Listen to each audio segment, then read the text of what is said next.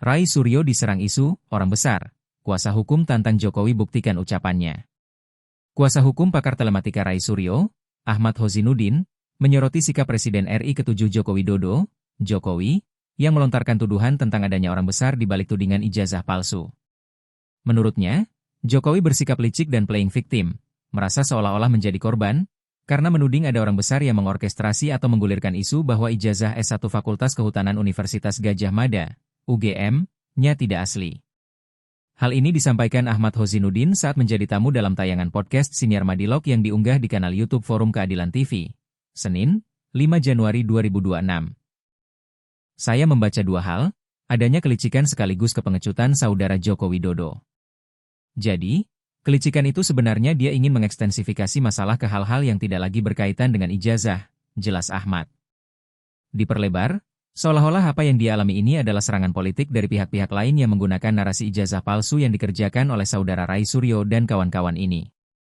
Seolah-olah, dia playing victim bahwa dalam isu kasus ijazah palsu itu dia korban politik, bukan masalah hukum yang hendak ditegakkan hitam dan putih begitu. Ahmad menilai, tudingan orang besar ini dibuat karena Jokowi ingin memperlebar masalah atau isu keabsahan ijazahnya, membuat situasi gaduh dan agar tidak masuk ke peradilan. Selain itu, menurut Ahmad, Jokowi adalah sosok yang pengecut karena tidak berani menyebut siapa nama orang besar yang dia maksud. Ahmad Hozinuddin juga menegaskan, jika Jokowi menyebut ada orang besar di balik isu ijazah palsu, maka Jokowi juga harus bisa membuktikan siapa sosok tersebut. Hal ini sebagaimana yang pernah dilontarkan Jokowi, bahwa jika Rai Suryo yang mendalilkan ijazahnya palsu, maka Rai Suryo pula lah yang membuktikan kepalsuan ijazah tersebut.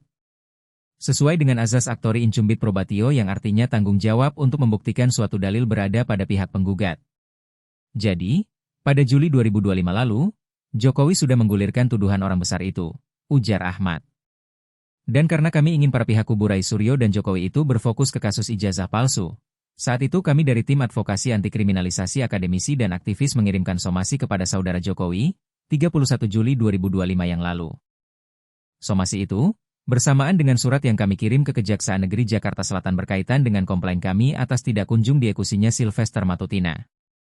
Dalam somasi terbuka kepada Jokowi pada akhir Juli 2025 itu, pihak Rai Suryo CS meminta agar Jokowi mencabut pernyataannya soal adanya orang besar di balik gerakan yang mempersoalkan keabsahan ijazahnya.